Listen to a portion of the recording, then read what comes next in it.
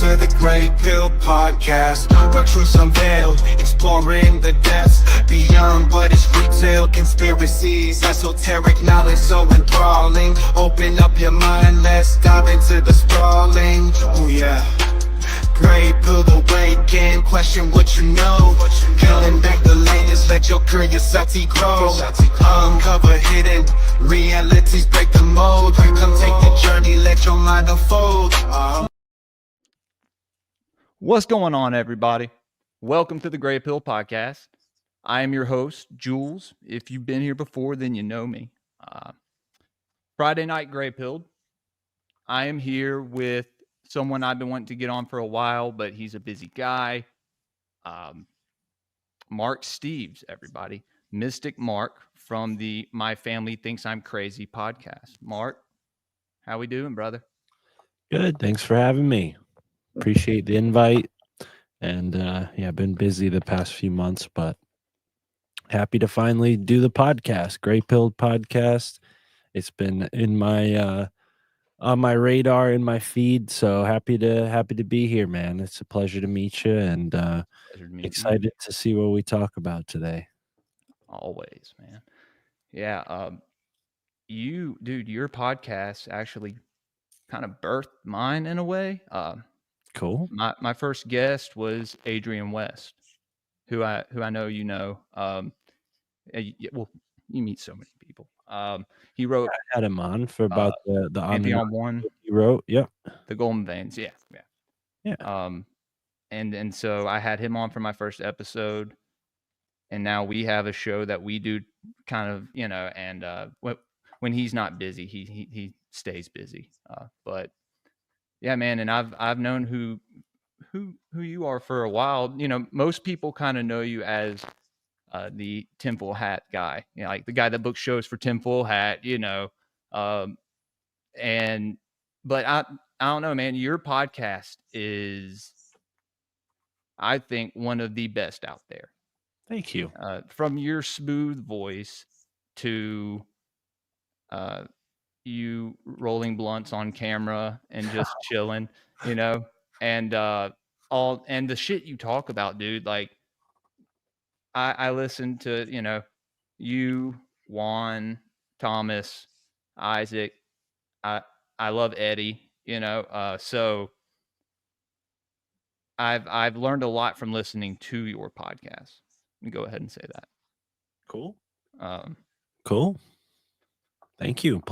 Pleasure to inspire. And, I've had a similar experience. Obviously, I've talked about this on other shows and on my own podcast, but yeah, Tinfoil Hat and Grimerica Show, Higher Side Chats. Like, there's a ton of podcasts I still listen to that inspired me to start my own. So if I can be that for your podcast, I'm really grateful and happy to help inspire. I mean, that's what it really is, because we talked just before we started, and I had a similar career path as you, doing deliveries and whatnot. So yeah, man, I totally relate. And I think if I can be relatable in that way for you, awesome. I'm really grateful, because there's something about the karma. Like, I wasn't making a ton of money with the job I had, but I still, out of want, because I wanted to listen to more podcasts and I had the time to listen to it. But also I'm like, well, let me take this money that I was a little on the fence at first, like, oh, should I pay for podcasts, because I've never really been the type of guy who spends a ton of money on the internet. And yeah, so making that leap to, like, oh yeah, let's just dive in. I mean, I think even still to this day, I probably spend like somewhere around $50 to $60 just a month on the premium podcast stuff. I'm not always even listening to all the stuff I'm paying for, but I want to do it because it's, for me, I see it as karma, because like I was paying that before I had my own podcast, and now people are helping me afford that by paying for, my Patreon, right? So in a way, I think, the audience might not find that super interesting unless they see that connection in their own life. And it's not necessarily always related to podcasting. You know, any trade, any hobby, anything that can become your career, really anything can synchronistically change your life in a positive way. So if I've helped with that for you, even if it's a small little percentage, I'm grateful because that's just good karma all around, not just out of the selfish thought of, oh, well, that's going to be beneficial to me. Right. No, like we're both creating now, you are adding to this energy that's creating a world where more people think like this and more people have these conversations. So, yeah, man, very cool stuff. Happy to be a part of it. So, okay, I'm starting to hear my mic echoing. I don't know if that's an echo. I don't hear it. Well, I produce on Already Dead with Jose and Austin. So the other night, Jose's StreamYard kind of messed up, and so I thought it was my mic, but I don't think I don't know. I probably need a new audio box, dude. There could be a ton of stuff wrong. Yeah, Now that I all turn my Patreon members are here, I think. now that No? I turn my monitor up a little bit, I am hearing some reverb or echo on your voice, but it's not enough to bother me. So I wouldn't waste any time on it. Okay. But Cool. yes, people are super supportive, man. That's the other thing too, is like I hear that all the time from people like, "Oh, well, I don't have enough time or I don't have enough money to start a podcast." If you wanna do it, the people who are gonna support it are gonna be there for you. So as soon Right. as somebody says that, I'm like, "All right, well, then maybe you don't maybe you don't really wanna start one," I got a buddy who I talk to all the time, and he's always telling I grew up with him, and he's always telling me and my other friend, like, "Yeah, I'm gonna quit my job, and I'm gonna do something like you guys are doing. I'm gonna, start a stream. I'm gonna start a gaming stream." And I'm like, "All right, we'll see," because some people just I don't know, they have to, like, justify why they're too afraid to take the leap or convince themselves that it's just not the right time. But for me, life kind of forced me out of my last job and into this job, with the pandemic and everything that happened, which now, I mean, I feel like we're in a totally different world, the next 4 years Yeah. to come. I mean, who knows? I might change my podcast to a lifestyle podcast because there won't be any more conspiracy theories to talk about. I mean, I'm not that optimistic that, Trump not like deranged the other way where I think Trump's, just going to fix everything. But I do have a lot of optimism, a lot of hope. And I've seen how, just in the past 4 years since my podcast has started, how much the world has changed in a pretty big way. So, that's exciting. It's exciting to be a part of it, but it sounds like relatively recently you started your show if Adrian West was your first episode because he was on my show this year. So that was within the last year, right? You got into it? Yeah. Yeah, man. It'll be a year February 2nd. My first podcast that I came on was The Reality's Ours because I had met Thomas, so we had like a somewhat of a like minor friendship then. I was posting ads for him, and this is really before he started to work a whole lot more on it. I think he had a job. I think he was working this one job. I don't know. But this was like right before he started to really blow up. Like for what he said, like blow up. And yeah, man, I can't thank him and Nate enough for having me on. And I mean, they were super chill. And me and Nate did Schizo News Network. We had done that together. I kind of had to stop doing it because I've been trying to focus more on my show, which consists of Elohim Etymology, which I do with Adrian, and then Cryptid Watch, which is like a live stream that I do every Sunday night where I just watch fucking cryptid videos and hang out with the chat. And yeah, man. And then I do Already Dead every Tuesday, and then usually Thursday or Fridays I'll do a stream. So I try to do them on Thursday. We did a Thirsty Thursdays last week. Uh, But yeah, man. So when did you start podcasting? You said 8 years, like 8 years ago? No, 4 years ago. Okay, sorry. You said No, that's all right. COVID, but I No, you doubled it. That's fine. I do yeah. that sometimes too. But yeah, no, it's funny you say 8 years ago because I was reflecting on my drive home just earlier, like how different the world was in 2016, 8 years ago when Trump got elected the I first was time. thinking of the Yeah. very first of the Trump era. Yeah, which around that time, I really didn't listen to much podcasts, and if I told you which podcasts I listened to, I'd be embarrassed, so don't ask, but, before I found podcasts well, I guess Joe Rogan's podcast was one of the first podcasts I found, so I guess I'm not shamed of that at all because that's really ties into how I found out about Sam and then how I started listening to Tinfoil Hat. But there were some weird conspiracy podcasts in that era that seemed to be like vestiges of the old media kind of system, Right. where it would be like a production house that forms in some subsidiary of like CBS or whatever, and they just create podcasts, right? Or it's like NPR is probably the most famous kind of thing that does this, right? Where they have a bunch of NPR podcasts because they're a radio station, right? But Mhm. there was one called like How Stuff Works, and they did like a conspiracy podcast, and I think it still goes. And one of the hosts, I've talked to him a couple times since starting my own podcast, but they're like tied by the neck with like all these rules that they have to follow for what they can and can't say to keep their job. So it's really Yeah. I kind of like was like, I don't even want to have this person on my podcast, you know, but and no offense to the guy because he's a really nice guy. He's super smart, but he's like, yeah, he's in a lane that I think only existed for a very small period of time because around that period of time you saw like a lot of these fringe podcasts that were only available to people who were internet savvy or podcast savvy started to become available to more mainstream audiences through social media and through just podcasts becoming popular because it's like word of mouth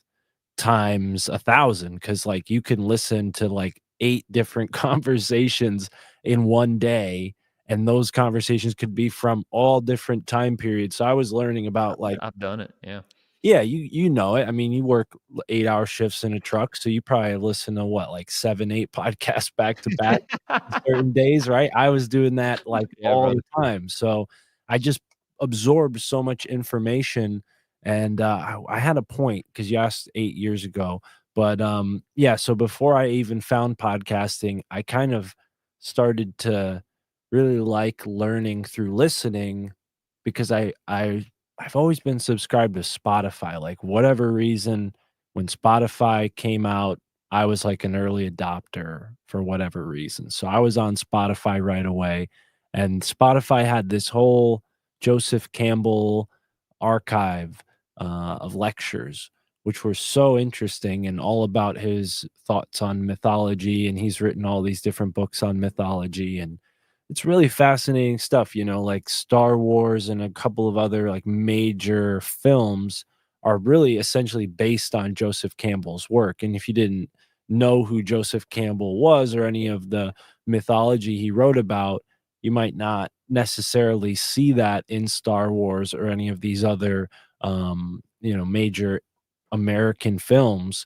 But Joseph Campbell, he with like the hero's journey and other concepts that he popularized that he recognized through mythology, he kind of helped Disney and all these other, you know, not directly, very indirectly, but yeah. So I started to see Joseph Campbell's work and mythology in everything. And that's when like the conspiracy theory stuff started really clicking gears for me because I'd always been skeptical. You grow up in the 9/11 era, you know, like we did. Assume you're probably around my age or younger or Yeah. maybe older. I don't know. 32. Okay, yeah, so we're around the same age. So yeah, we grew up kind of exposed to like political extremes, you know, from the Bush era to the Obama era. and the conspiracies that were all a part of that, from Skull and Bones, 9/11, like all of it was kind of public. And yeah, so I've always been aware of that stuff, and like that kind of stuff's always kind of piqued my interest. And when I found those archives, it clicked this button like, oh wow, I could get paid while I'm learning, because I had this huge, like, anxiety about dropping out of college, like, "Oh god, what's my life gonna be?" Because I know I'm smart, like, I know I'm smart enough to not just be a delivery guy. And God bless you, I don't say that disparagingly, because you're the same way, like, nobody's, like, made to be a delivery driver. Like, it's a job that you need to work to provide for your family, provide for yourself. It's a great job because it gives you that time to listen to things. But I don't know that 30, 40 years ago that's what was happening. There wasn't podcasts. But that clicked for me, and I was like, "Whoa, I could listen to these things while I'm working. It doesn't even feel like work." So then I went from being like a lazy stoner who hated going to work to like loving my job and like making money and feeling successful. So I parlayed that into creating a podcast, because I thought, well, this is what it's really all about for me. And it was so like synchronistic too. Like there'd be little things, and you could definitely relate to this because the way you deliver, like when you're delivering things, you're out on the road and it's not so consistent. Like if you're USPS, you have the same stops pretty much every day if you have the same route. But if you're like one of like UPS or FedEx or Amazon, a lot of times you don't have the same route. And if you do have the same route, you don't necessarily have the same stops, right? So there's like a randomness to the job that I really like picked up on. And these synchronicities would happen. Like I kept having these deliveries That's to cool. a place, a broadcasting school. And it was like this tiny little, like, one room building where they taught people how to, like, whatever skills you need to be on the radio, right? So I go there as a podcaster. I'm like, holy crap, like this is exactly all the stuff I would need to learn if I wanted to do a podcast. I never signed up or anything, but it was just kind of like a sign, like, yo, do this. And then another time I ended up delivering an audio mixer to someone's house. And it wasn't like sometimes the boxes are so big that they don't put them in another box so you can see what you're delivering. So I knew what it was. You could see the packaging and whatnot. So Yeah. I'm like, holy crap, like this is a mixer. And my like, hood rat kind of like upbringing, part of me was like, oh, maybe I should steal this. And then another thought was like, no way, man. If you steal this, that's the worst thing you could ever do. Like I Yeah. immediately thought like, Your no, that's higher and lower self were, like, right. battling. It's Oh like yeah. the devil and angel on your shoulder, right? It was exactly that. And I made the right choice, because who knows? Like, what if I stole it and then the podcast that I created with the stolen mixer failed and never went anywhere and I gave up on Because it. of the karma. Right, because of the Right. karma. So maybe that's superstition, maybe there's something to that, but there were those little moments where I'm like, "Oh, okay, maybe I should start a podcast." So, yeah, 4 years ago, I kind of, it took me a few months after I quit my job to really get fully invested as far as like having my own podcast. But Sam Tripoli had me on his show a couple times before I started my own. He had me on like his Patreon show that he was doing before he gave up on Patreon. And Right. then around the time that I was on the main show, it was What was that episode episode whenever you were on the main it show? was episode 377, and, we were talking about Aleister Crowley. Yeah, I was already I think I was already booking for the show in some capacity by then, so I almost by design was like, "Oh, yeah, episode 377 would be good." Like, I forget how I finagled that, but I think I knew 377 just Yeah. because 'cause I've always liked I've had keeping it. John Lee on a couple times, so Oh, okay. Is he a yeah. gematria guy or a number John guy? Lee Chaubeck, Oh, okay, yeah. yeah, Huh. yeah, yeah. That name sounds familiar because 'cause I've probably talked to him on Instagram or read his He name on became Instagram, foil. but I don't think I've had him on my own show, have I? No, I think he was on tinfoil. Okay. Yeah, that name sounds familiar. Maybe I booked him and I'm just not remembering. Because people's emails aren't always their Cool, full bro. name. So a lot of times I'll remember people by their email because I'm emailing them Florida Keith primarily. Kid. Oh, okay, yeah, okay, Yeah. never mind. Yeah, John Lee. Okay, yeah, no, I Yeah. know John. He's the MMA guy. That's how I know. Yeah. See, I He's should a have led fighter. with that. Yeah, lead with that. When I think of John Lee, I think of like fighting because all of the stuff on his Instagram is like MMA stuff. But he's a good dude. I should have him on my podcast because that was like episode 777 where me and Isaac did one side and then him and his friend, I forget their name, joined him for I forget his name too. I know who yeah, you're talking about. yeah, but that was a cool episode. But no, for me, tinfoil hat. I remember I booked 2 guests on on Zero, Sam's spiritual show that So you book for all his shows? well, Or it started with me booking for Zero. He started this new show and he was like, he wanted to have me on as a guest. So that was technically like the first show I ever did with him was the 3rd episode of Zero or the 4th episode of Zero. He had on his friend Paul.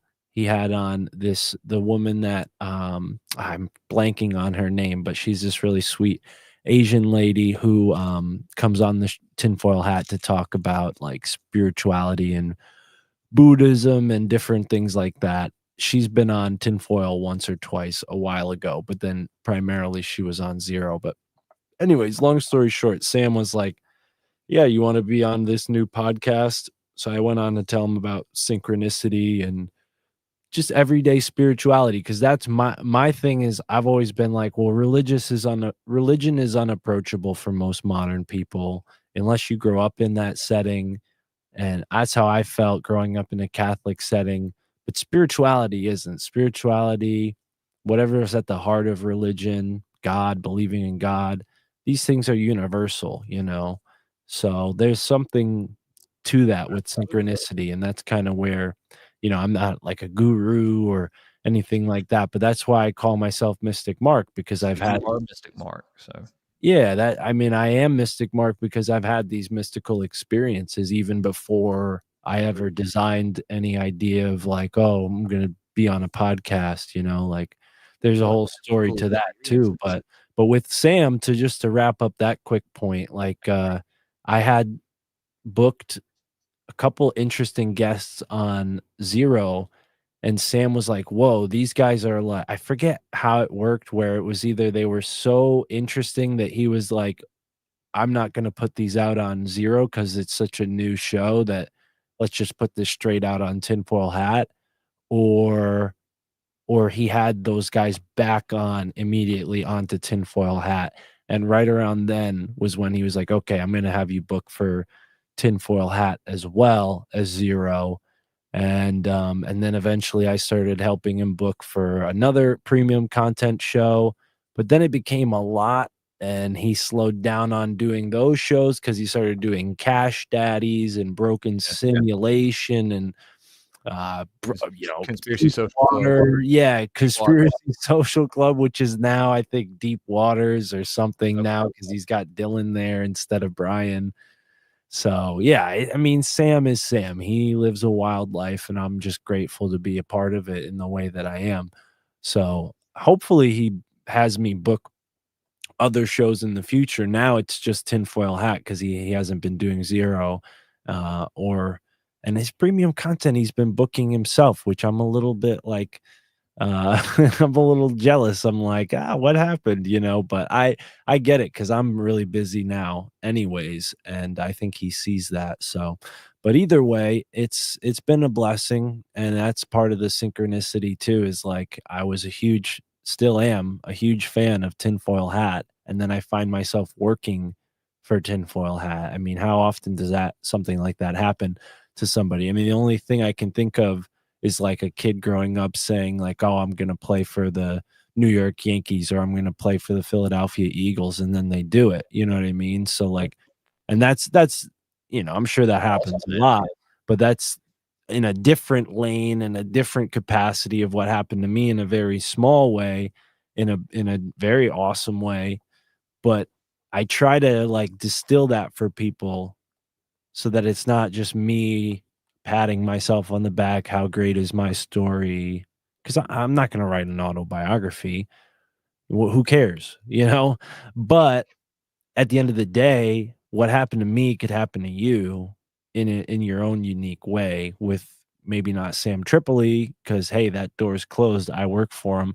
But there's other people out there that, you know, next thing you know, and trust me, man. I mean, you do a show with Thomas. Thomas used to call into, I forget what it was. It was like he would send me stuff like because he told me he listened to my show and he wanted me to see like the comics and stuff that he made.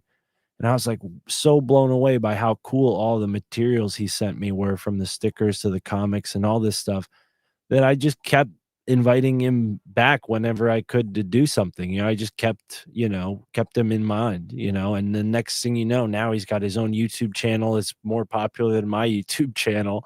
And he's got, you know, like He's all, killing it, dude. yeah, he's got all kinds of great stuff going on. So, yeah, I've seen a ton Shout of out people Thomas. like be inspired by what I'm doing, even in a small way, and turn that into something awesome. So, not saying I'm, you know, Mr. Big Shot or anything, but it's definitely um like recognizing these things that I'm talking about can help you. And I have examples of people who maybe knew that already, or, you know, whatever it was that interacting with me kickstarted it for them.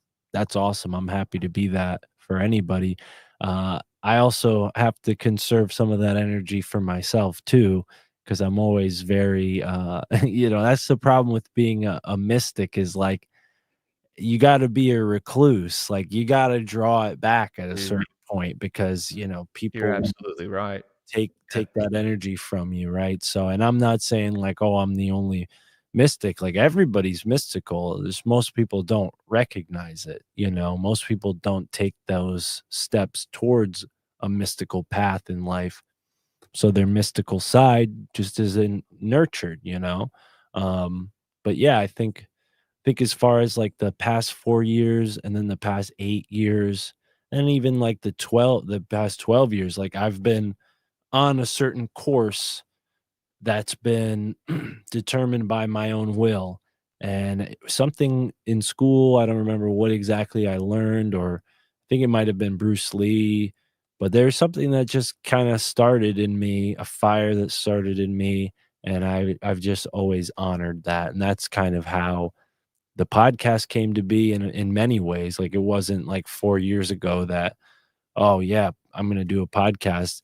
All these different skills that I had built up from, you know, being a Chinese food delivery driver and figuring out I like getting high, smoking weed and working, you know, like if I didn't make that choice, I wouldn't have ended up here. You know, as much as that was like a diversion from maybe what success what looked like at that age, like it led me to success, you know, years later. So Now, yeah. yeah, lots of bumps in the road, and I think just having a look at life that was maybe more zen, you know, and I think that came from being a student of Bruce Lee indirectly, of course, through his books and just being fascinated with him, you know, growing up.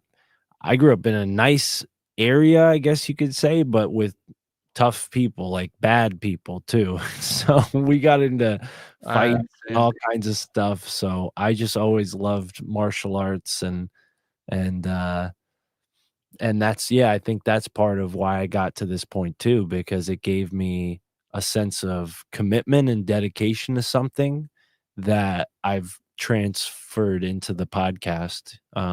Because I mean, I'll stay up till 5 in the morning until I publish the episode if I have to, because I'm like, I can't not publish 2 episodes a week. Like, I'll hit people up like, "Yo, let's do a podcast tonight. I need an episode tonight," you know?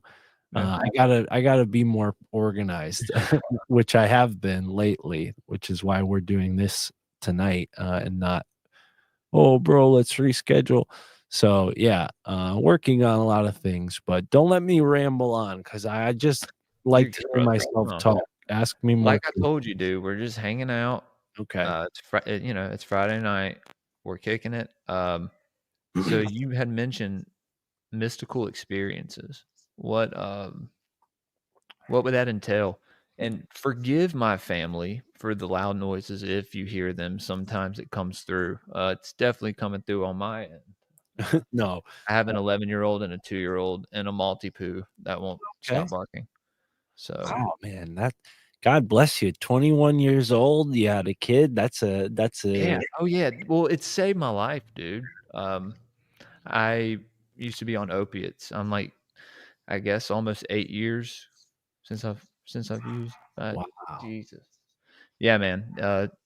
It's Wow. it's Congrats. yeah. It's pretty incredible. Kind of have like a survivor's guilt in a way because I never planned on really having kids or living. I had no long term plans for my life, and I don't know, man. Um, Well, maybe you need a mystical experience because honestly, when I think of long-term plans, that's like all my mystical experience. And maybe I'm a self-absorbed person.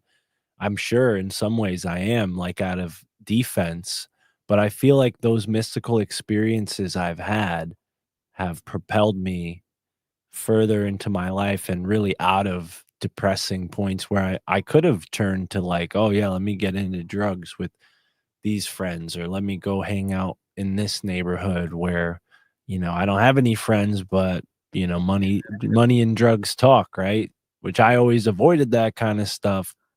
And I think it was partly out of that mystical sense. But anyways, I don't mean to interrupt, but no, dude, you're fine. I've talked about this a whole bunch. But I'll always bring it up.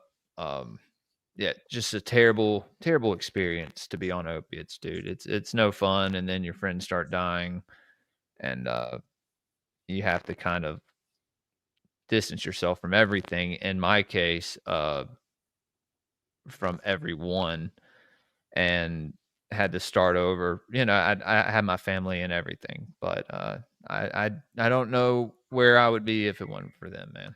So good. yeah, and my son is awesome, dude. He's pretty based. Uh, Cool. yeah, yeah. Cool, man. Yeah, no, I think about that a lot. Uh-oh. Guys, did he freeze up? Mark, Mark. It's interesting. We're still good? Did I cut out for a second? Yeah, yeah. You kind of froze up for a second. Yeah. Well, maybe that was maybe maybe that was destiny. I probably shouldn't have been going down that particular tangent, but yeah, my mystical experiences have definitely been from a skeptical point of view too, where I'm kind of like, all right, universe, like show me what's really good, show me what's really going on. And I think that's more or less been a handicap because I've seen other people who seem to have less skepticism go a lot further than I have. But I'm not really, there's no FOMO, there's no fear of missing out because I do feel like everyone is different as far as spirituality goes. There are things we all have in common, but we're all meant to walk a unique path. And for me, it's intuition. Like following my intuition has led me very far and has taken me through a number of experiences that I would qualify as mystical. Definitely some of them tragic too, but that's part of life. So like the mysticism comes in the good times and the bad times, and it's not always going to like save you either. It's not like the It's bad times. sometimes, yeah. Yeah, it's not like the bad times, like, mysticism comes in and, like, sweeps all that away. It can, but usually, like, the mystical side of, like, a bad event or a bad experience is, like, the immediate recognition of where things went wrong, and it's almost like psychic.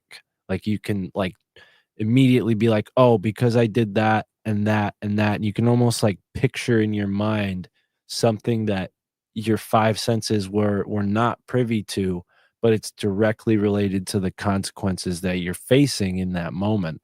So, and I don't know that, that's a unique experience. I think everybody experiences these sorts of feelings, but if you're not sensitive to that inner world, it's almost like a shock. Whereas the more I've waded into these waters of being sensitive towards mysticism, the less shocking these things are and the more available they are to like almost like to chew on and digest them and really understand them. It's almost like if you're not doing that, you'll get an allergic reaction from these events. And psychic phenomena is real. Like it happens to everybody. Everybody can experience, My wife experiences it quite a bit, dude. Oh It's yeah. Well, yeah, she's a it's mom too, fascinating. so that's like when you're a mom, you're psychically connected to your children for, I mean, the first 25 years of their life, possibly with most people, I think their whole life. You're always connected to your mom psychically. So, yeah, I mean, if she's a mom, then she's psychic. Yeah, dude. Yeah, she actually thinks she wanted to come on tonight and talk. She's thinking about starting her own thing. Hopefully soon. She's been on a few times with me before. But yeah, she's had a lot of mystical experiences, bro. She's had a couple UFO encounters, um, paranormal experiences. I, on the other hand, haven't. I think I saw interdimensional Bigfoot in a dream when I was a kid.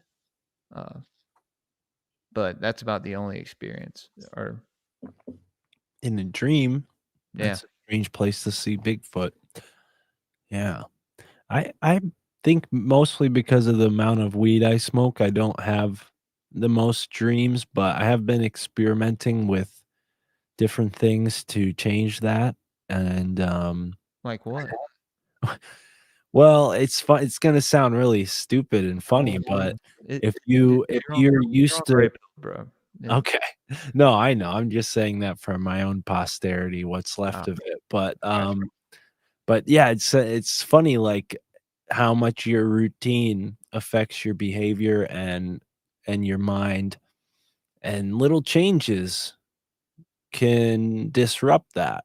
So like something as simple as sleeping with a shirt on or without a shirt on or sleeping naked or clothed, whichever your preference is, if you change that, I sleep without a shirt. you'll dream. So like let's say tonight you decide, okay, I'm going to sleep with a hoodie on. And I don't know if this is consistent, like this is something that will work for everybody, but I've noticed it because it's getting colder. So I'm starting to fall asleep with like clothes on, whereas in the summer I wasn't. And I'm noticing more dreams and being more aware of my dreams.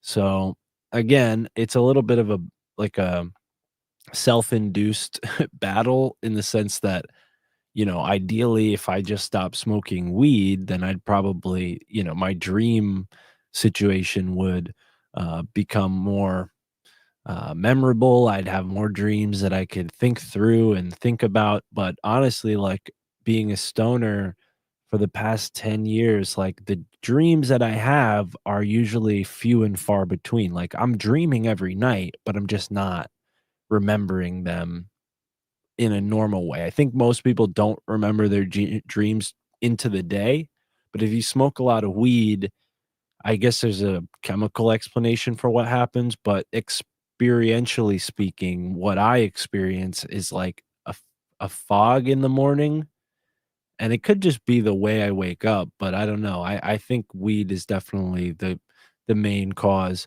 But every now and then I'll wake up and there'll be, okay, I'm coming out of a dream and I'll remember that dream until, maybe an hour into being awake. And then it'll fade and it'll be harder to remember unless I talk about it or I write it down. But those dreams tend to be symbolic in some way, and I'm trying more and more to keep track of it. So, I don't know. It's not I feel like everyone's different. So when people say like, "Oh, well, if you smoke weed, you're not going to remember your dreams." That's true to a certain extent, but everyone's different. Everyone's I mean, biochemistry is different. yeah, I remember my dreams sometimes, and I smoke. So Okay. yeah, Well, and I have had different experiences in the past. I tried this plant called mugwort, and it sounds like Harry Potter type stuff, which is probably the reverse, where this stuff was taken into Harry Potter. But yeah, mugwort is a herb that you can drink or smoke like I did, and I don't recommend it because it doesn't taste good. It almost tastes like you're smoking like a battery or something. Like if you ever put your tongue to a battery, it's got like one of those weird like this isn't natural kind of flavors. But Angie says she used to smoke mug mugwort. and then again, listen, I was buying my mugwort off of Amazon, so it wasn't exactly like a farm organic source so definitely grow your own if you or buy it from someone you trust. But yeah, I had these really lucid dreams after smoking mugwort, and it only lasted a couple nights. Like, it was this, like, exciting thing where I'd be like, "Alright, I'm gonna go to bed tonight. I'm gonna smoke some mugwort in my joint before bed, and I'm gonna be in dreamland," and it was really cool, man, like, really cool. Yeah, Like, I can still think back and, like, almost picture, like, what those dreams were like. But then at some point, you just break it, and it's like, you can't ever do it again. It's like your brain's like, "Nah, man, this road's closed." So I don't know what that is, and maybe it's just like I wasn't, like, the most healthy person. Maybe if I detoxed and then tried it again, it would work. But, yeah, there are weird things like that where that's kind of like salvia. Like well, the first, like salvia, that's yeah, like a full-blown trip though, because that you're awake. You're asleep for sure when you're okay. smoking mugwort. Yeah, and that's the other thing too, is like mugwort doesn't make you sleepy either. So if you smoke it during the day, I don't know, I've never tried that. Maybe you'll daydream, but I've never read any reports of people, like, hallucinating from mugwort. It's just like a dream stimulant, and there's other plants that can do that, stimulate your dreams.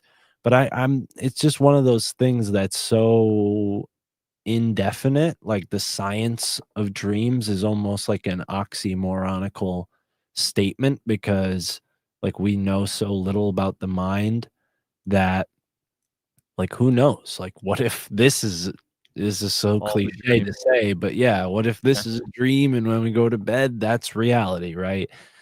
So I like to think like that and play with that. And I think one of the blessings of doing the podcast and living this mystical life is having the room to explore that. Because one of the things that is just a sad reality of anywhere you live in the world, for the most part, unless you're in a place where there's a level of comfort that's rare or a level of wealth or abundance, then most people work, and trust me, I got to work hard to keep this podcast going, but I'm doing it from the comfort of my home, and I'm also managing my own schedule. that's nice, man. You know what I mean? And I don't say that to like be like, oh, but there's something You're to that. encouraging me, dude. It's okay. It's okay. Okay, good. All right, good. Yeah, Because yeah, yeah. No, I don't I take it do the other way. feel. I know.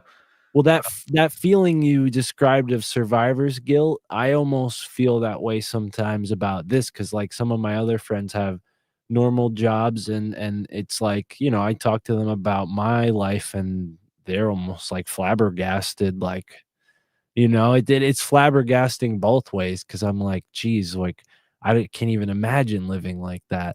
So but there is, like, a freedom that is necessary to like explore the spiritual world. And it's almost like, that's why people go and join a monastery or whatever, because you need to escape from the real world. But one of the things that I had thought of talking to you about kind of connects to this in a way, because like the real world of jobs and occupations and all the things that may, as toddlerish as that sounds, all the things that make, the world go round have like a consistent harmony to them. And there's Absolutely. Yeah. there's like a pulse, right? Everyone can relate to this somehow, but where I'm going to connect this to is ley lines. So essentially all that energy that's moving and vibrating on the planet, it localizes to these vectors, and then these vectors, almost like the way water pools in a certain direction and then flows in a consistent direction towards more water, it's the same thing, but energetically speaking. And the way I was learning it today, I forget the author's name, but they conceptualize this as telepathic harmony, or telhar fields.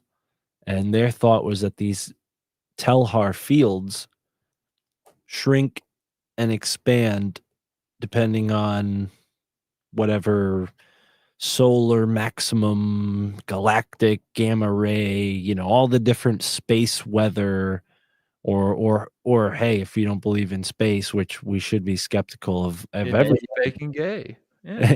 If we're skeptical of space, which we should be, let's think of it as the higher dimensions outside of whatever this third, fourth, fifth dimension that we're in, right? Yeah, smart. That's affecting our world too. So these fields are above the planet, and they can grow and shrink and expand, and depending on their size almost determines like our psychic abilities. And the thought is that the ley lines of the earth, the ones that we can identify easily because there are landmarks connecting them, that's not accidental. Those landmarks are placed as markers for people in the know, Who know? secret societies, right? Like very vague speaking here. I would classify this as like government knowledge, above top secret type stuff. But before we had modern governments, it was in the hands of like kings and queens and The secret monarchy. Yeah. society. Yeah, secret societies that worked The in yeah. tandem. All the Knights Templar and the Rosicrucians Well, and I'm all not the people. naming any names because I don't know that the groups that we know of are even involved in this. Like this stuff is so secretive that I think like maybe there's even other groups beyond those that we don't even know about. The Order of Cincinnati would be probably like the only one that has a somewhat direct relation to this whole thing. So, yeah, these ley lines, these telepathic landmarks are used.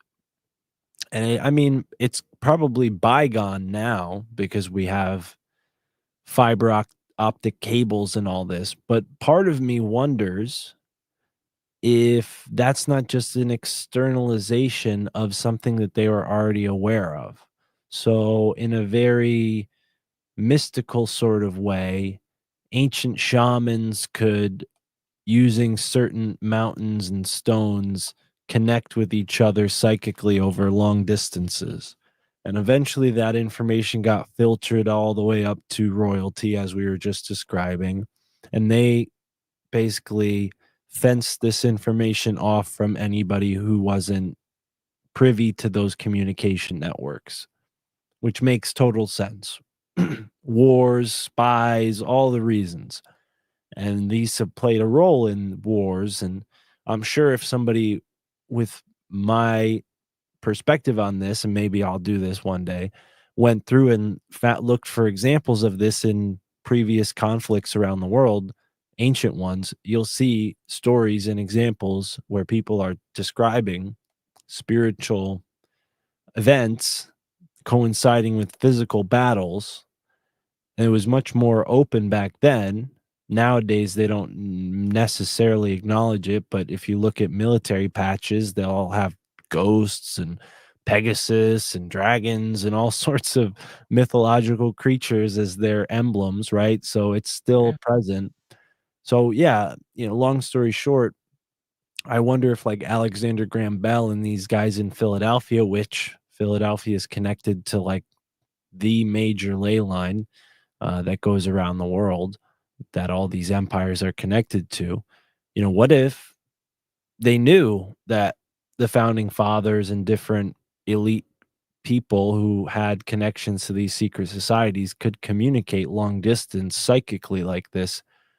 And it would be a somewhat technological thing. You might at first have needed like a spiritual medium, and you can still do it with a spiritual medium, but there are ways with crystals and telephones and all these things. Nowadays, we do it, and it's not even thought of as psychic because there's a technical explanation for it. Well, it's electronic, it's the internet, it's connected, to these super networks, and that distributes the information out.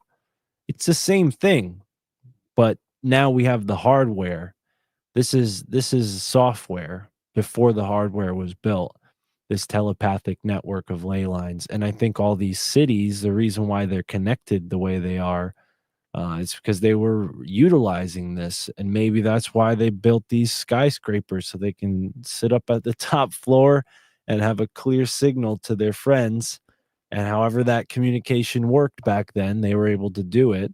And then eventually, they said, okay, well, let's just build these telephone networks and sell this to the public, instead of giving away our secrets. And now it's still a secret, but it's an unnecessary secret because we have telephones, we have internet. Psychic communication is still this fringe thing that's not really acknowledged, but at the same time, it's become so modern and it's almost become ubiquitous, like deja vu, synchronicities. You have to be a real like cloghead to not notice this stuff. Like even like soccer moms and like, my aunt who's, goes to church every Sunday, like they all believe in this stuff. It's just not, I don't know, there's a certain stigma against it for a while, but I think we're kind of getting past that now. And Definitely. I wonder if that's because that field that this woman in this book is describing is somehow expanding or shrinking. I don't know which one makes us more psychic. I feel like if it expands, it goes farther away from us and then we're less psychic. And if it shrinks, it's like right on top of us. So we're all like swimming in this psychic energy. Um, that could be the case. So I don't, as far as like, where to go from here in this conversation, ley lines are one of those things that most people are skeptical about, but Brad Lale on.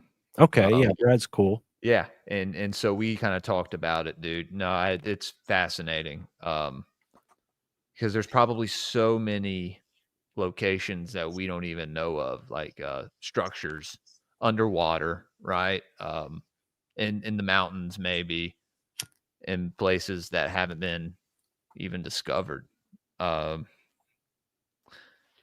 but, I mean, do you think you're able to access certain portals or maybe talk to, like, certain entities through these certain locations as well? Maybe, like, ancient temples built underground or underwater? Well, I think my definition of portal would be a lot different than maybe what you'd expect from like a video game or a movie. So, like, these ley lines create fields or spheres of influence. So, if I played a song for my friend, that vibe of their experience of that song is either going to add or take away from my experience of that song. So everyone's experienced this where you love a band or you love a song that maybe you just heard about, and then you're showing it to somebody and they give you the experience of like, I don't like this song. And it almost like ruins that song for you to the point where you're like, oh, I don't want to show this person music anymore, right? Like, I'm sure that's pretty relatable. I don't know, maybe not, but I've had that experience before where I've Yeah. shown Yes. someone music and it almost takes away because you notice in that moment that they're not appreciating, they don't have the same vibe, they're imprinting a Total different bummer. energy. Yeah. Well, and cities and these ley lines do that to us actively, the same way music is a medium for these experiences and these imprinting. A city or a ley line center where you'd have like a monument, a spiritual site like a temple or a church or what have you, big tall monument of a god if you're in India. Any place on the map has its own variation of these things, and a lot of times people just think of it as like, oh well, that's symbolic, like that's a memorial so we don't forget the Right. soldiers that died or the great leader that we're memorializing. Yeah, there's a political explanation for it, but that's not the reason why the money gets spent a lot of times to build these things. It's the energy that it creates. There's an investment in that energy and the influence that that energy has, which is political, right? If you're like, a dictator and you put your face in the form of marble statues all over the city, like you're imposing your personality in a very tangible way, a three-dimensional way onto the landscape. Your presence is going to be felt and it's going to add to that energy of your power as a leader, right? So leaders have manipulated this dynamic in the past, and we have statues of all sorts of people who have done this throughout history. But when it comes to like that song analogy, the ley line affects the way you see yourself. The same way if I played a song and you didn't like it, it would affect the way I see that song. The ley line is permeating this influence, and it's almost like gaming probability. So if you have enough energy moving in a certain direction, we understand that as momentum, right? Well, this is what they're creating. They're creating momentum in a certain direction. So when you see buildings in America that look European, that's not just because they want to, glorify our European roots. It's because they're carrying the momentum of the Western Empire into America. They're carrying the symbolic energy and all the residue that comes with that through the ley lines, through the energy of the earth. And it's saying, oh, okay, there's a vacuum that's opened up. Let's go over here. And now the entire grid has even more energy because that vacuum, and then, and now there's even more energy flowing through because you just created this vacuum and now there's movement, and now it's going to take a while before that all settles, and by the time it settles, boom, you built another monument. So this is an ongoing process, and these ley lines, they're exerting influence over the entire course of history in a way that's so subtle that you don't notice it unless you study this kind of stuff, and you can see the patterns of like, oh, okay, look at the map. All these cities are aligned with each other, and those relationships mean something. I'm kind of in the beginning phases of really understanding what all that is, but I've noticed it. And there's other authors um, who I've spoken to on my show. Peter Shampoo is like the most influential one, but there are others, and they've gone, steps ahead than just the broad concept of, oh, I have a water witch and I found a ley line. Like anybody can take a water witch and find a ley line. It's a provable thing. It's just we don't live in a paradigm where invisible energy affects our world in a tangible way. It does. Wind is an invisible energy that affects you in a tangible way, but we don't think of psychic energy the same way we think of as wind, because you can't put a psychic flag up and see psychic waves moving past you.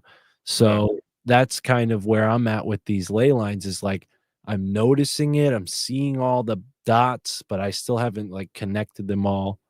And having these conversations helps do that. But the music analogy thing is one way that I think you can understand it, because like music, like if you do that enough times, you'll eventually not want to hear that music anymore. And that's because you've imprinted like a conscious energy onto that. And that's the same thing that's happening with these cities, where New York City has a conscious energy that's imprinted on it. It has a character, has a personality. That's because of these ley lines moving. That kind of thing can't happen in a place where there's not as much energy and momentum constantly fluctuating. And it seems obvious, it's like some backwater little town in, let's pick on my own home state, Connecticut, like, it doesn't have as much influence, a city like where I live right now, because not a lot of people live here and not a lot of things move through here. So, but that's, it's good for different people. I like that. I like the peace, the calm of less energy moving around. But I think these ley lines are a real active like priority when people on greater levels are like planning out something like where a city's going to be built.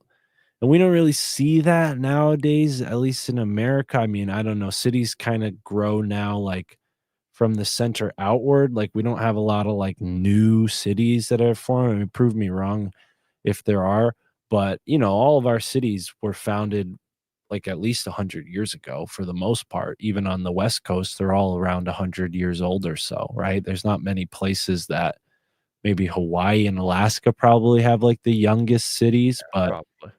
but like, and obviously they're not, it's just the establishment that I'm aging here. Hawaii and Alaska are just as old as every other part of the earth. Yeah, probably. Yeah. Geologically speaking, there's probably parts of those places that are even older than other parts of the world. But Exactly. as far as like, Western civilization and the mental establishment, like that's what the ley lines are. It's mental energy, and it's tangible because like we're water. Water has a mind. So when people are using these like water witches to find like water underground, they're also finding like these ley lines. It's all the same technology, because we are water, the earth is water. The ley line wands that you can use to find these things, they're just harmonizing with your body and then giving you a corresponding energy that's out there in the earth, and it's moving like a snake or a dragon. That's, some people think that's why we have all this dragon imagery. It's not because of dinosaurs or anything like that. It's because human beings are trying to, in the ancient past, describe these ley lines And as like how a the energy living looked, force. right? Yeah, as like a living force. And yeah, who know? I mean, shamanically speaking, or like hypnagogically speaking, if you got into that state of mind where you can see things like hallucinations, maybe they were seeing auras dragons. and stuff. Yeah. Yeah, maybe those dragons are hold on. Are we live right now? Yeah, we're live. All right, I'm getting a phone call, but it can wait. Oh, okay. I mean, Hold on. Let me you're good. You're good. You're good.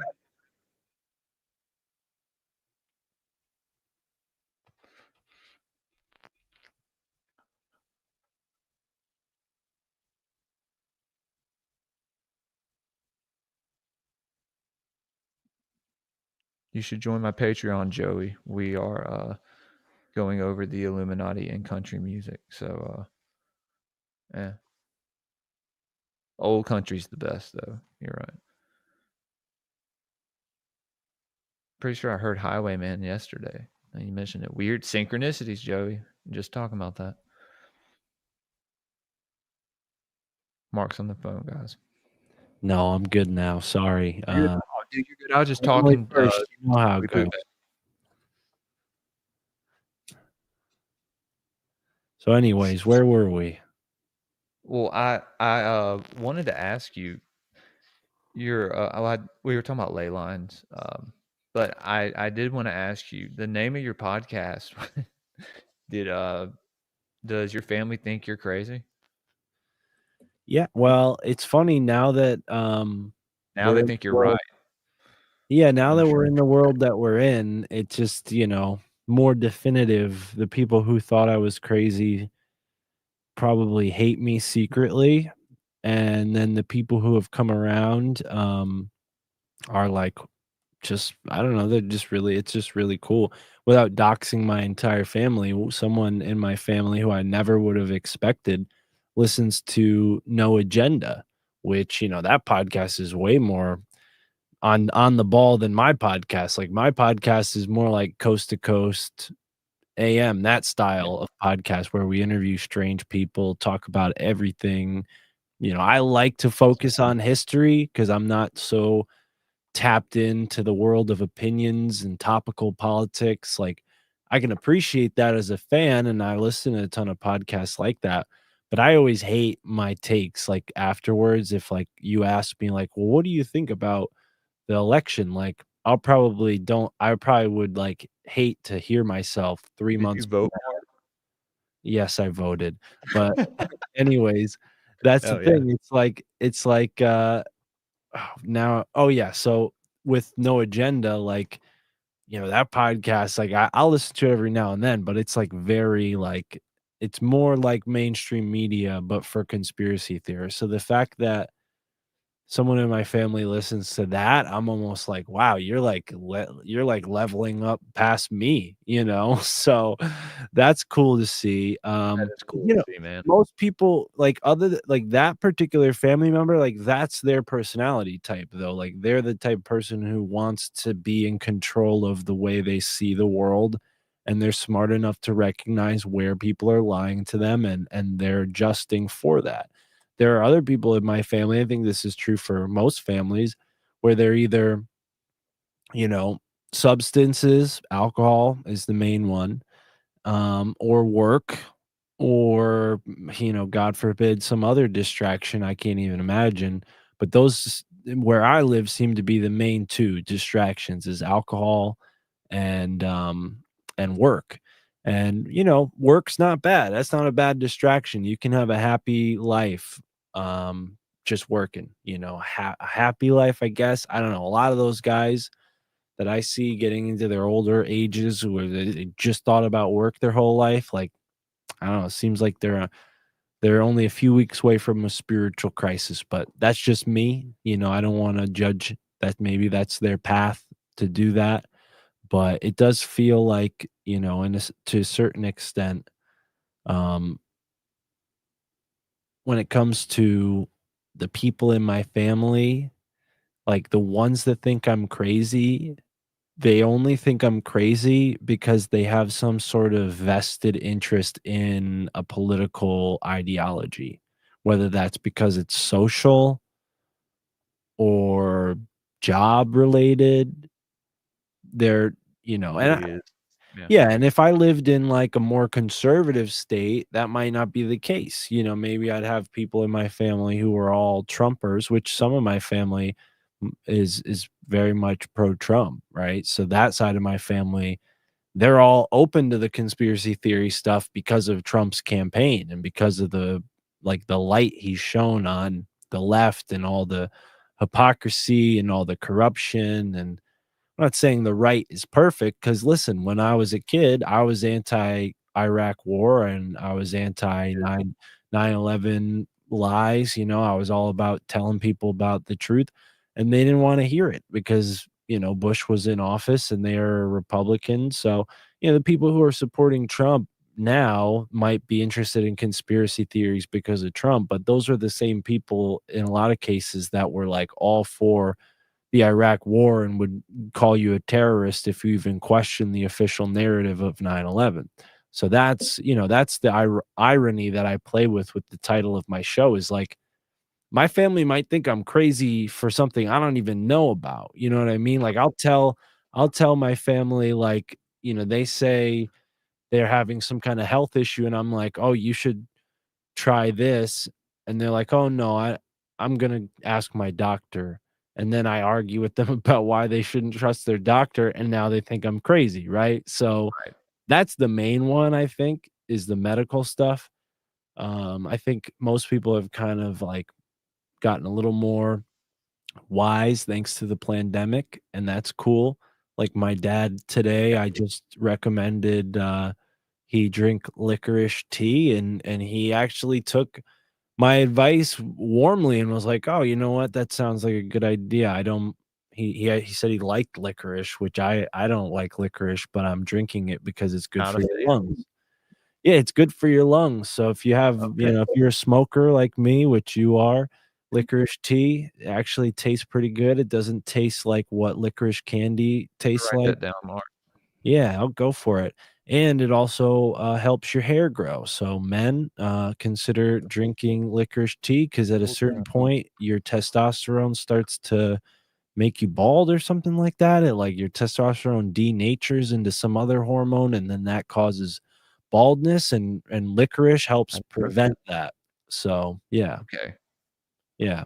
But these are the kind of things that I'm obsessed with. I always love learning little things like that and how you can be more, you know, Yeah. in tune with nature and go for a organic or a healthy option as opposed to big pharma or medical intervention.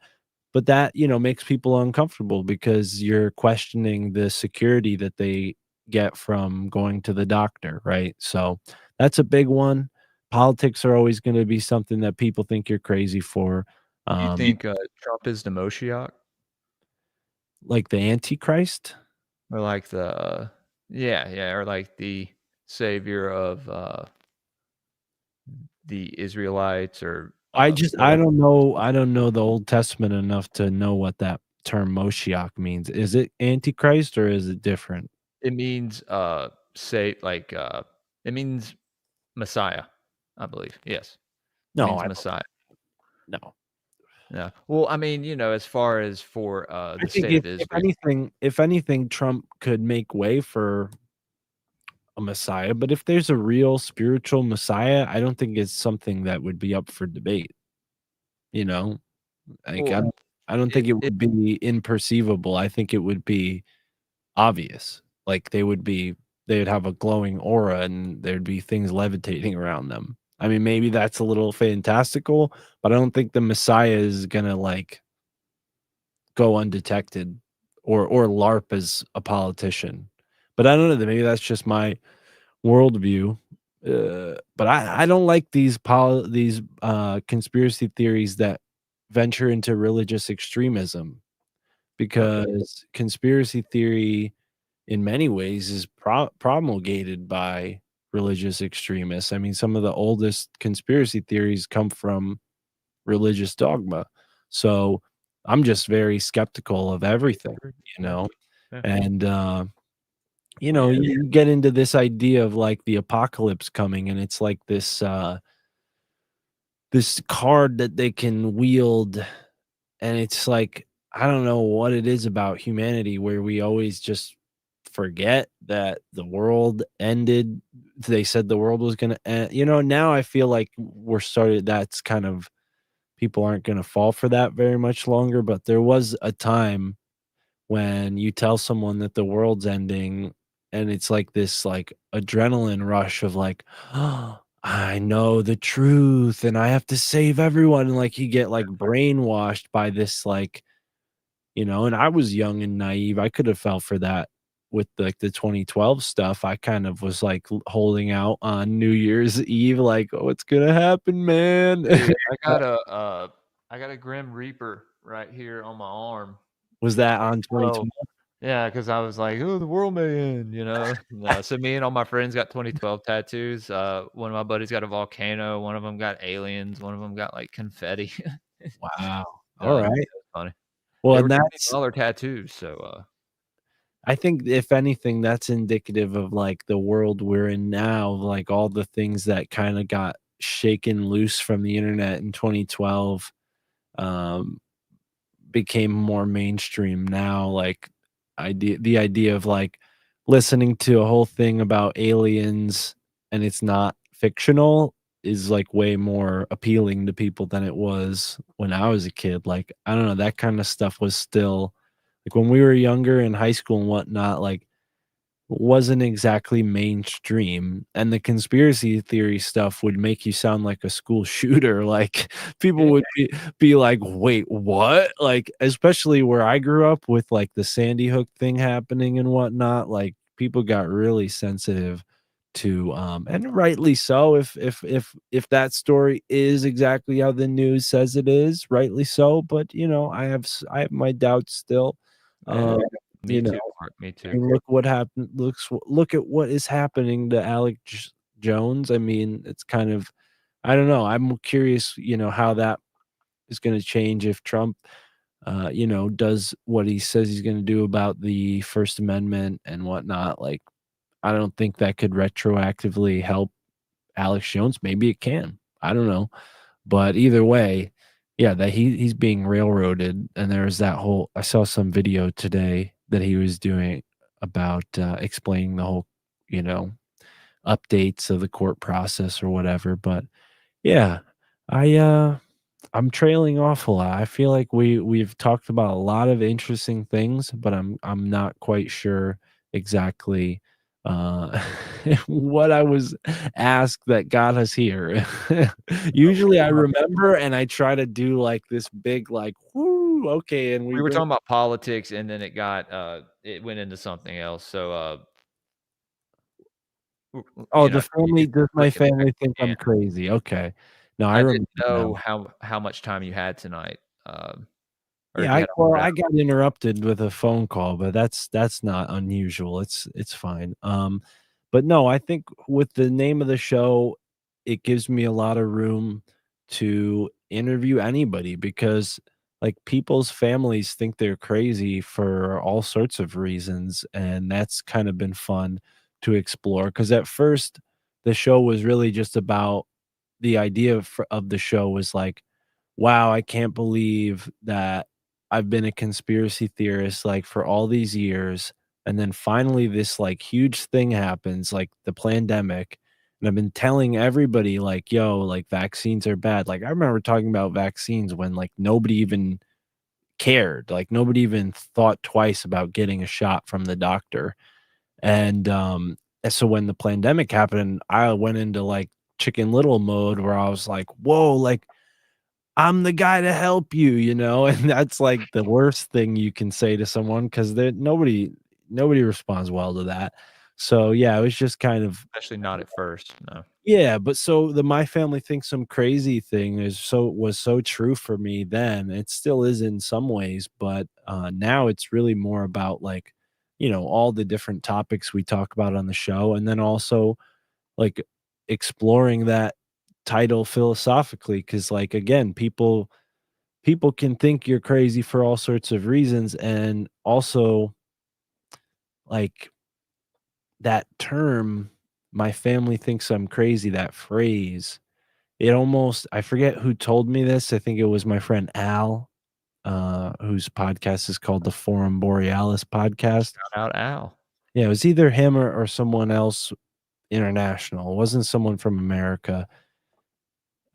And they were saying something to the effect of like, "Oh yeah, your show's title is kind of like the phrase, you know, no one's a genius in their own country," or something like that. It's something to that effect. Like you genius isn't recognized in your hometown or something like that. Like, because the people you grow up around, like they know your humble beginnings, so to speak, right? So yeah, there's a phrase, oh, it's profit. I think profit in your own country, something to that effect. So, in some ways that I'm way too stoned to iterate right now, um, the My Family Thinks I'm Crazy podcast has like a snooty, philosophical, insightful sort of way of being, and I Yeah, chose well, that's good.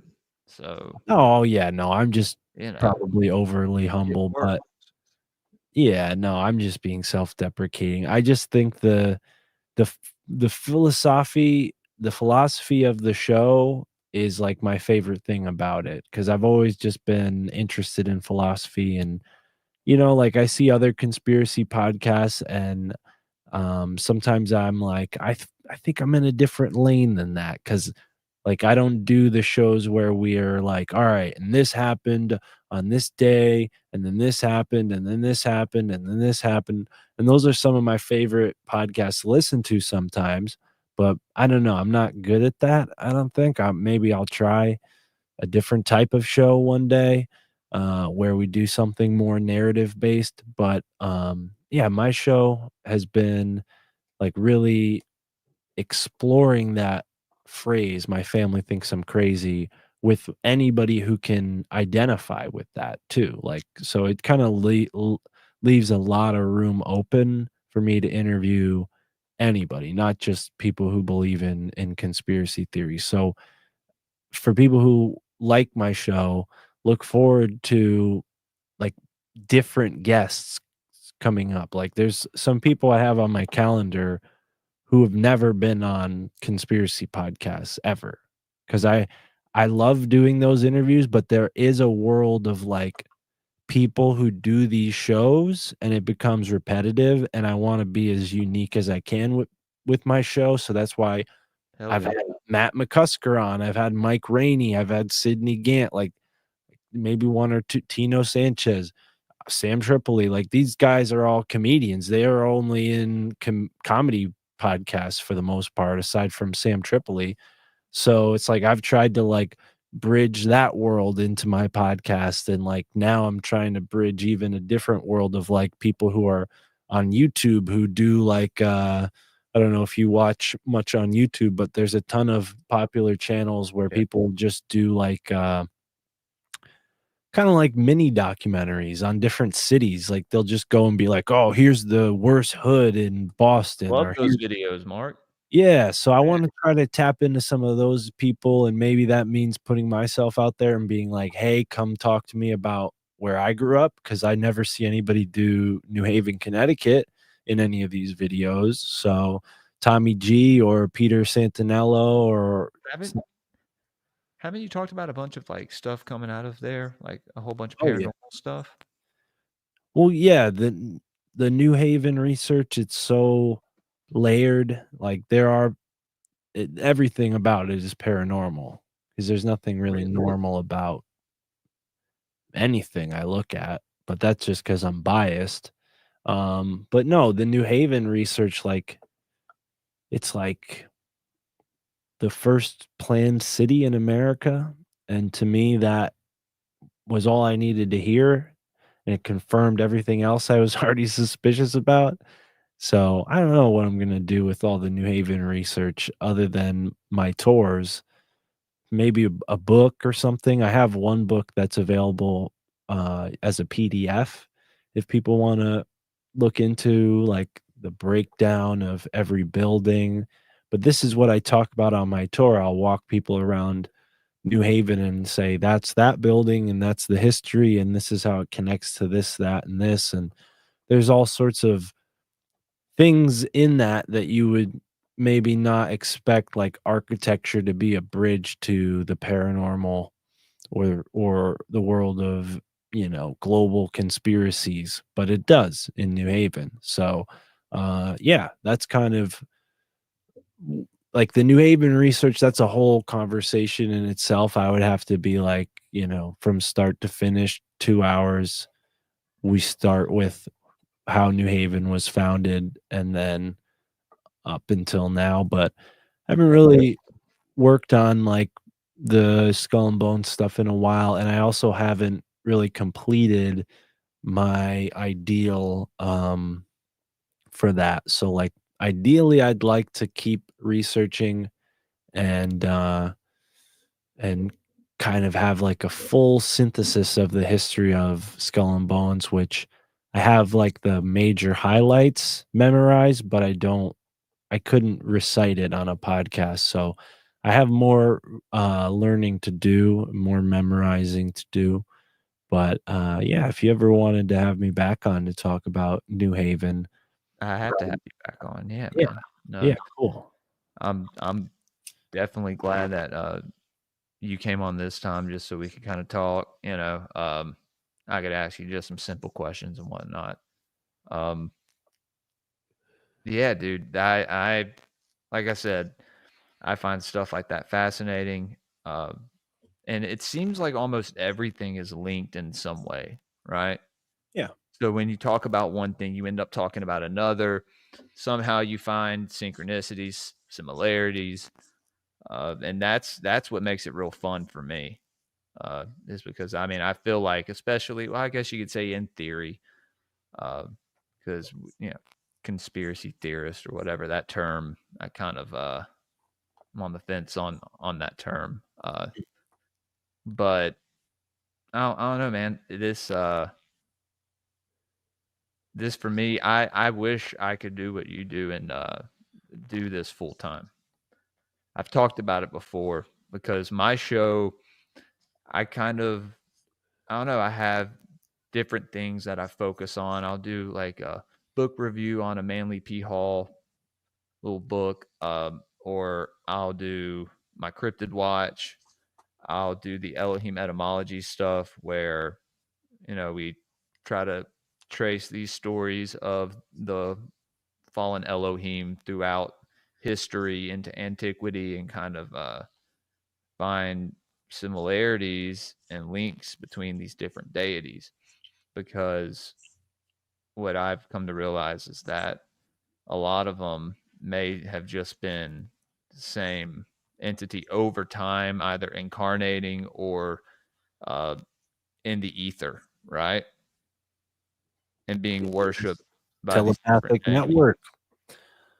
I think that's exactly what this ley line network is all about. It's the grid of the gods. It's how the gods, you know, sort of, I don't want to say materialize because that makes it sound like they're physical, but when that psychic network is strong, all these cities are connected to it and it's vibrating on this level, these things happen. That's why people see like strange beings and hauntings and all this stuff. I think is connected, like the Elohim. They're all on the same spectrum of strange beings. But yeah, it sounds like you have a lot going on. I definitely, as far as like my podcast goes, would be happy to give you any advice you need, and then have you on as a guest for sure to go into your Elohim research and anything else you'd want to talk about on the show, you know. So Uh, Dude, I'd love that, man. Definitely. Let's try and get that scheduled. Like I said, I know you're a busy guy, so yeah, you it's know, getting whenever colder you're out, so I'm not gonna be, I mean, I do have a few irons in the fire, you know, tinfoil hat, low value mail, which is Danny Polachuk's podcast I do every Monday. I'm the producer for Well, live really? on YouTube. Yep, live on YouTube. I'm not on the show. I'm behind the scenes answering the phone calls because people can call in live. It's a lot of fun. I book the guests and Danny hosts it, and I answer the calls. The callers call in for about an hour and a half of the show. The lines are open. So, and then I've talked about it a little bit here and there. I don't really want to jinx it because, you know, it's not totally complete, but I'm working with a rapper named Apathy. You were playing Army of the Pharaohs know music before exactly we what apathy is. started the podcast, so I'm like, I when you were playing that, I legit got embarrassed because I'm like, dude, how is my Spotify playing right now? Like, so few people so few people listen to that music that I just assumed, and I'm not saying that, like, so few people I meet, because 'cause they're very popular, but so few Right. people I meet listen to that music that I just automatically assume that my phone, like, glitched and started playing Army of the Pharaoh, so I, like, looked at my phones, and then I'm like, "Wait, no. Jules is he's listening to this." I'm like, "Oh, shit. This is Greypill Podcast's lobby music," and then I'm like, "All right, cool, yeah," and we did talk about that. I think we had a conversation on Instagram about that, I but, think we did. Yeah. yeah, but either way, it was cool to see that, and I appreciate that as a fan of Army of the Pharaohs as well. But yeah, so I just happened to meet Apathy, and he's had the idea of starting a podcast of his own before I met him. So when I asked him to be on my podcast, it kind of evolved into me helping him start this podcast and being on the podcast too, which was at first was kind of mind blowing. Like as a fan of Army of the Pharaohs and Apathy, he's from Connecticut. He always raps about Connecticut, like references it when it makes sense to reference it. And so as a fan, I'm like, whoa, this is surreal. It's like the Sam Tripoli thing all over again. And yeah, just cool to be a part of it. We're working on a podcast. It's not going to be out anytime soon, but the way he wants to do it is a lot different than I do this podcast, and it's even different than the way most podcasts. Like he has a completely different vision for what this podcast is going to be, and I'm just happy to, play the role and be the audio producer type dude in the mix and help him, plug into the podcast world. But yeah, that's become kind of like the thing that I've been really busy with that's taken away from what I would have normally been able to do because yeah, like having this podcast is like, yeah, I work for myself. Now I'm an employee to some extent, but it's like, you're when you work for people you are a fan of, it's very different than You working enjoy for it. Yeah. yeah. Well, you enjoy it, but it's also, there's like you ever heard the phrase, don't meet your heroes, like don't work for your heroes either. So yeah, proceed with caution because as much as I love Sam, like I think Sam hates me. Like he like you know what I mean? So like that's the fun part of like working for like people you are a fan of is like you realize pretty quickly that just because you work for them doesn't mean you're not still a fan and can't make the mistakes that fans do when they meet people that they idolize. But yeah, so anyways, those are like kind of my side projects, and then I have really not worked on any of my other stuff that I do alongside of My Family Thinks I'm Crazy, Esoteric America, which I plan on doing differently in the future. It's not going to be necessarily a podcast. It's going to be more like a blog on my Substack with a video component, whether that means like physically visiting the locations or creating some sort of slideshow. I don't know what it's going to be yet, but that's definitely on the horizon. And then, yeah, man, My Family Thinks I'm Crazy is mainly what I'm busy with when I'm not doing all this other stuff for other podcasts. But that's like my advice to anybody who wants to do their own podcasts. Like those are all the things that I have to keep going in order to afford to do my own podcast. Like if I didn't work for Sam, I would have never been able to afford to start for doing this. You know what I mean? So Right. my advice to anyone who wants to start a podcast is learn how to network and get good at it and be open to like opportunities because sometimes you just have to step up and be the person that steps up. And a lot of times people are like, oh well, they're famous, they're well known, like they probably have like 30 people they can call to do that job, why would they call me?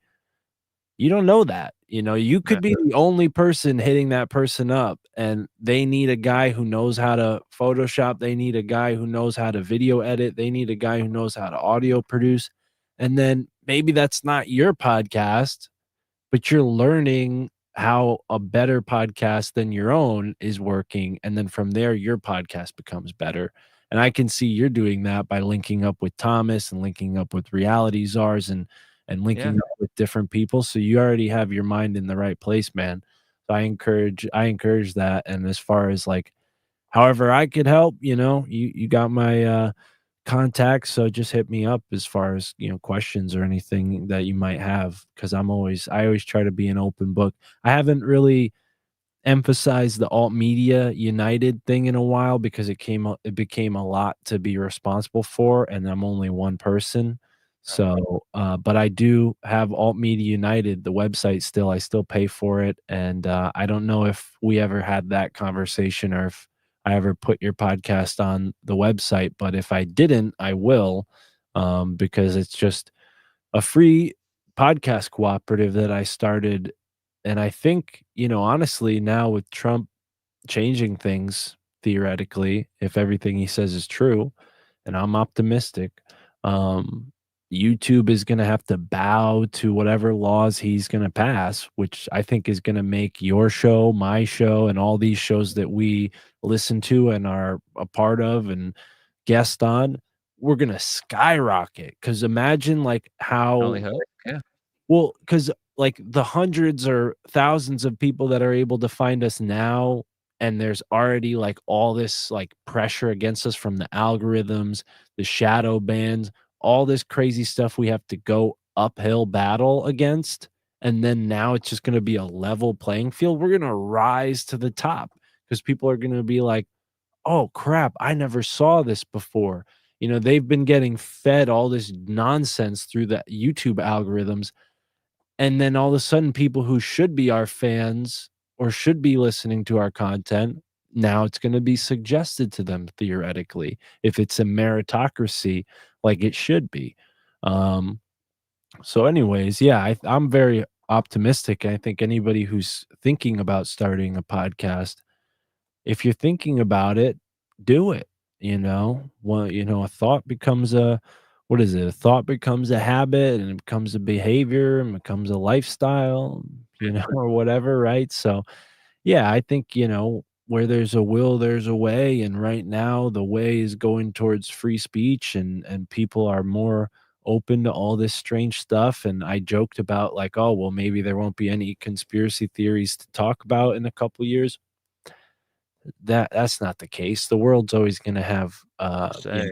negatives and downsides and things that need to be exposed and things that need to come to light. And that's I think like what most people become curious about conspiracy theories for, because they have a sense of justice and they want to see justice in the world, and they see the corruption, they see the mafias, they see the oligarchies, and they think, wow, I need to learn about this, not only to protect myself, but to protect the world I live in, because I think most people are at the point where they don't just think about themselves.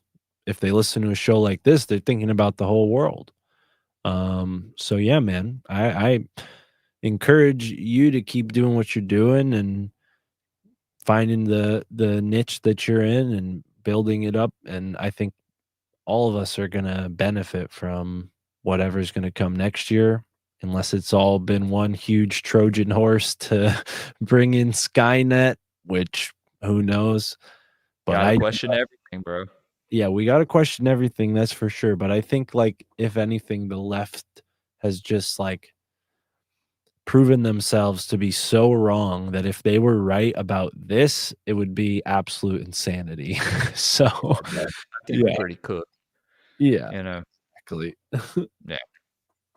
Well, Mark, is there anything else that you wanted to plug or I kind of gave you everything, I guess. Okay. Yeah, my family thinks I'm crazy.com. I recently changed my website around a little bit and made it better looking, I think. So it's got all the same stuff, but people would tell me my website looked like it was a MySpace page, which at first I thought was cool, but now I'm like, probably not. Probably makes my podcast look like I haven't published an episode since 2008. So yeah, I changed that. I made it more updated, I guess. So, but if there's anyone listening to this who wants to help me develop a website, like that's my next thing. I got to figure out how to change the website around. But yeah, my family thinks I'm crazy.com has all my links to everything there, and you can find the RSS feed there to plug it into whatever app you already listen to podcasts on. And Yeah. That's all I ever plug is my own show now. It's the easiest to remember. Well, guys, thank you all for hanging out. Greypill Podcast. If you're not following me, I'm on Rumble, YouTube, Spotify, Apple Podcasts, um, also Instagram, Greypilled_podcast, Twitter, Greypilled Pod. Doing a deep dive tomorrow morning, 10 o'clock Central, Protocols of the Elders of Zion. Sunday, Elohim Etymology, I believe, with Adrian, maybe that morning. I'll let people know. Oh,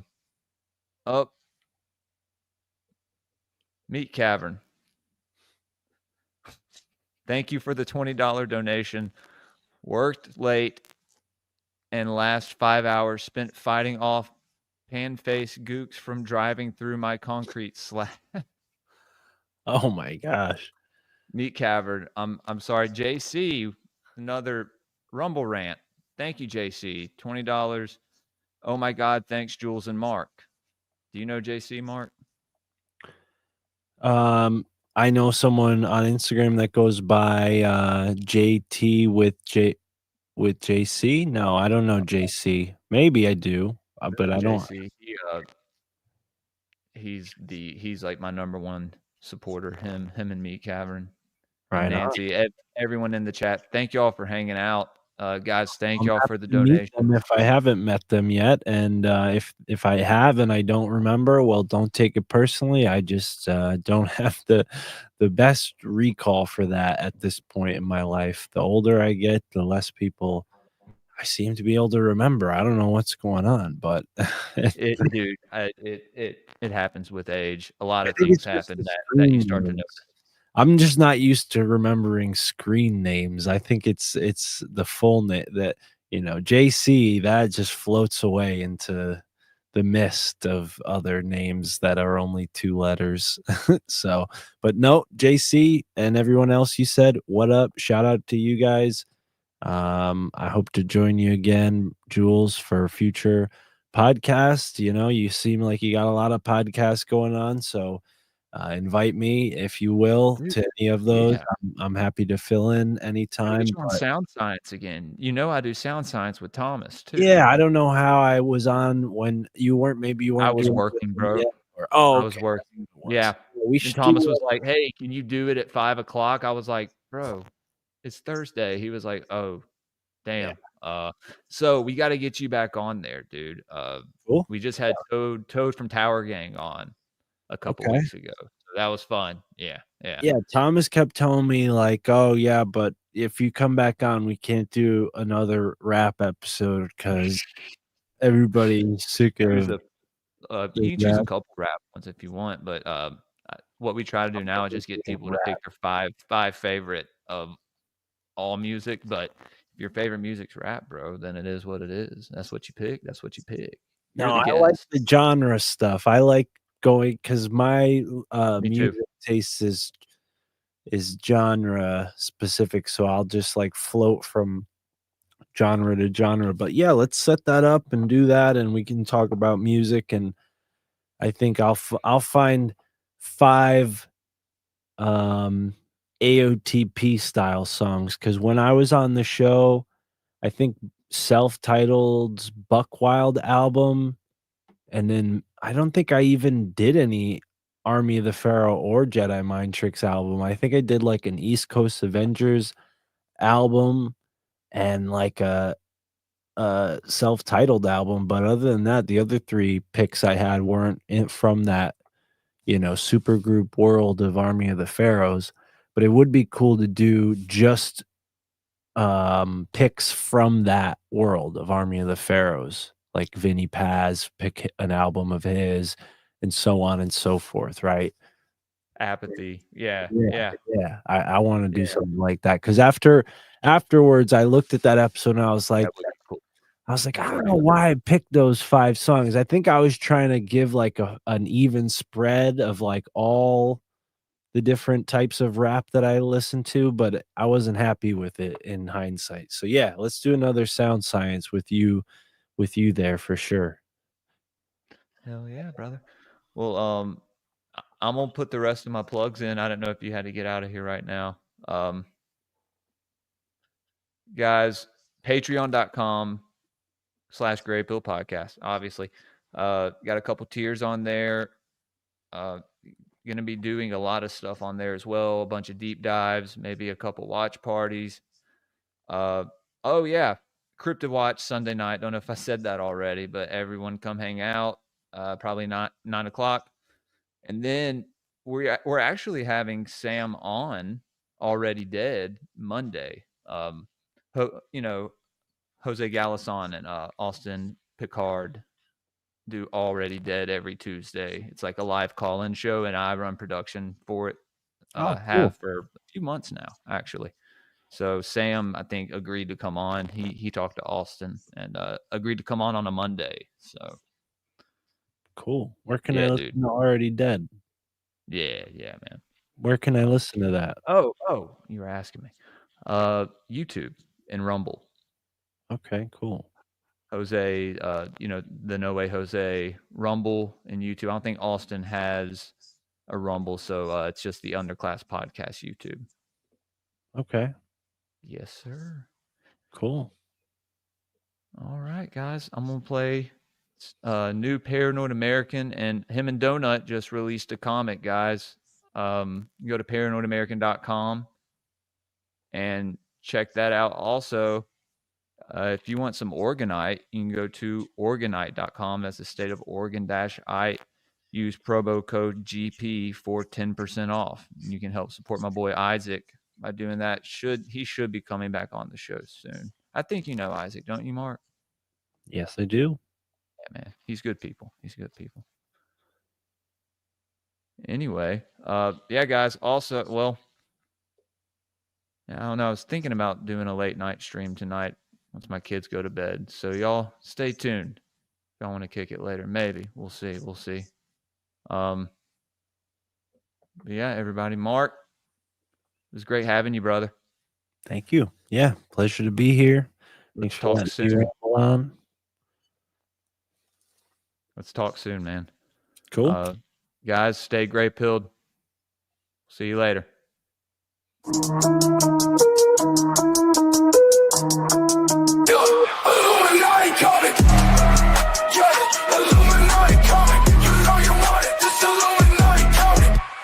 Learn about the full history of the Bavarian Illuminati.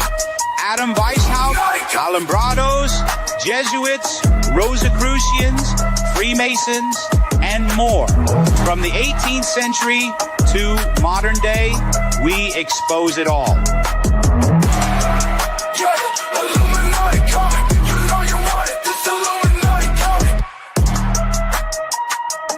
That's right, it's the Illuminati comic from Donut and Paranoid American. Get yours now at IlluminatiComic.com.